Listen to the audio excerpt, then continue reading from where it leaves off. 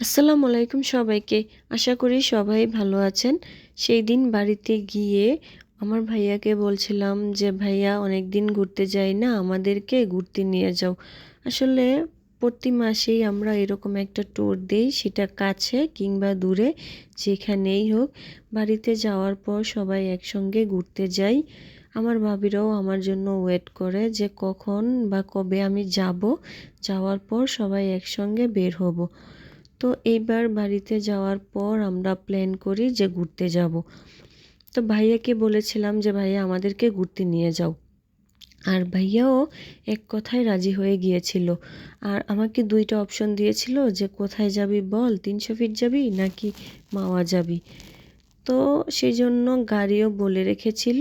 আমরা তখনও ডিসাইড করিনি যে কোথায় যাব। তো গাড়িতে বসে, বসে আমরা ভাবছিলাম যে কোথায় যাওয়া যায়। তো ভাবিরা বলছিল যে তারা ৩০০ ফিট গিয়েছে, আমরা সবাই ৩০০ ফিট গিয়েছি। তো মাওয়া যাওয়া যাক। সেই কথা মতো গাড়ি এখন মাওয়ায় যাচ্ছিল। মাঝখানে ঘোড়াশালে এখন আমরা নেমে পড়ি। কেন নেমে পড়ি? কারণ আমার ছোট ভাবি মানে আমার ২ টা ভাবি, ২ টাই আমার বড়। আমার ২ ভাই, ২ টাই আমার বড়। তো যেইটা ছোট ওকে আমি ছোট বলি আর বড়টাকে বড় বলি। তো তারপর আমার ছোট ভাবি এখানে অসুস্থ হয়ে পড়ে ভীষণ। এত বেশি বমি করছিল যে আমার মনে হয় ১ ঘন্টার রাস্তায় ১৫ থেকে ২০ বারের মতো বমি করে ফেলেছে। ওর মাথা ভীষণ ঘোরাচ্ছিল। তো এখানে আমরা পাম্পে নেমে গ্যাস নিতে চাচ্ছিলাম। গাড়িতে গ্যাস কম ছিল যে মাওয়া যাব লং ট্যুর। তো এখান থেকে গ্যাসটাও নিয়ে নেই। তো এখন এইখানে আসার পর জানি যে ৬টা থেকে ১১টা পর্যন্ত নাকি গ্যাস দিবে না। এখানে ফার্স্টে বলেছিল যে দিবে। কিন্তু পরে আবার বলছে যে দিবে না। তো কি আর করার, দিবে না। যতটুকু আছে ততটুকু দিয়ে আমাদেরকে ঘুরতে হবে, ততটুকু দিয়ে আমরা ঘুরে আসতে পারবো। কিন্তু সমস্যা হলো আমার ভাবি, সে আর যেতেই পারছিল না। তার অনেক বেশি খারাপ লাগছিল। কি আর করার, এখানে আমরা অনেকক্ষণ সময় থাকি। দেখছিলাম যে দেখি ভাবি একটু ঠিক হয় কি না, ঠিক হলে আবার আমরা রওনা দেব। কিন্তু ভাবি কিছুতেই ঠিক হচ্ছিল না। তো তারপর আমি আমার বড় ভাবিকে নিয়ে চলে আসি এদিকে। বলছিলাম যে, "তুমি এদিকে আসো, আমাকে ভিডিও করে দাও।" সুন্দর করে সাজুগুজু করে এসেছি। একটা ছবি, একটা ভিডিও যদি না করি তাহলে নিজের কাছেই খুব খারাপ লাগবে। তো এদিকে মনটা খারাপ ছিল। তারপরও কিছু ভিডিও করছিলাম।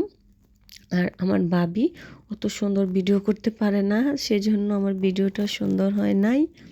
যাই হোক, তারপর এখানে অনেকক্ষণ থাকার পর আমরা ডিসিশন চেঞ্জ করি যে আমরা মাওয়া যাব না।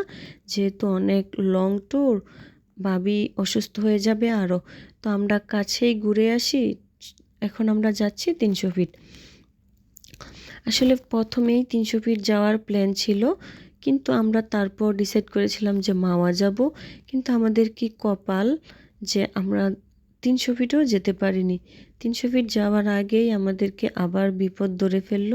ভাবি এখনও এত বেশি বমি করছিল যে ওর বমি থামছিলই না, আর খুব খারাপ লাগছিল। তো এইখানে আসার পর একটা ফার্মেসি থেকে ভাবির জন্য বমির ট্যাবলেট নিয়ে নেই। ট্যাবলেট নিয়ে নেওয়ার পর ভাবি খেয়ে ফেলে একটা। আর এদিকে আমার মেয়েটা ভীষণ এনজয় করছিল।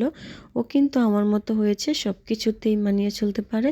তো এদিকে নীলা মার্কেটের একটু আগে, এখান থেকে আর ১০ থেকে ১৫ মিনিট সময় লাগবে যেতে নীলা মার্কেট।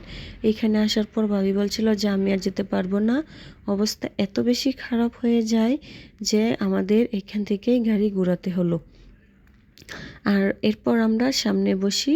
সামনে বসার পর এইখানে ৩০০ ফিটের রাস্তাটা, এই রাস্তাটা এত বেশি গ্যাঞ্জাম যে কোন দিক দিয়ে গাড়ি যাচ্ছে, কোন দিক দিয়ে আসছে কিছুই বোঝা যায় না।